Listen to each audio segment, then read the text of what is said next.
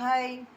இன்றைக்கி மதியம் புளியோதரை தாங்க. புளியோதரையும் சாம்பாரும். இந்த புளியோதரைக்கு 1/4 கிலோ பச்சரிசி எடுத்து உப்பு தேவையான அளவு உப்பு போட்டு வடித்து சாதத்தை தனியாக எடுத்து வச்சுக்கிட்டேங்க இந்த சட்டியில்.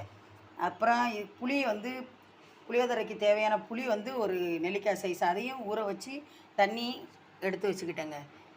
இதுக்கு தேவையான மசாலா பொருட்கள் வத்தல் 4, எள் 50, கடலைப்பருப்பு 50, காயம் கொஞ்சம், வெந்தயம் கொஞ்சம் சட்டியில் போட்டு வறுத்து இந்த அளவு பொடி திரித்து வச்சுக்கிட்டேங்க.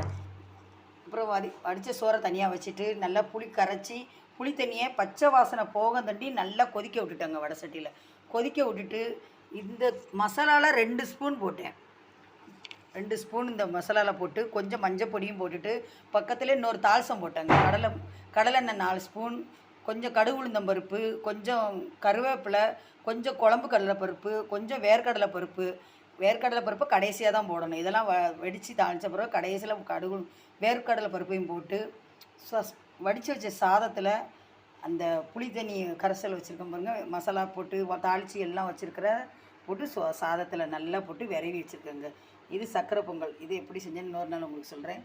புளியோதரைக்கு பொருத்தமாக சாம்பார். பிடிச்சிருந்தால் லைக் பண்ணுங்கள், ஷேர் பண்ணுங்கள், சப்ஸ்கிரைப் பண்ணுங்கள். தேங்க்யூ.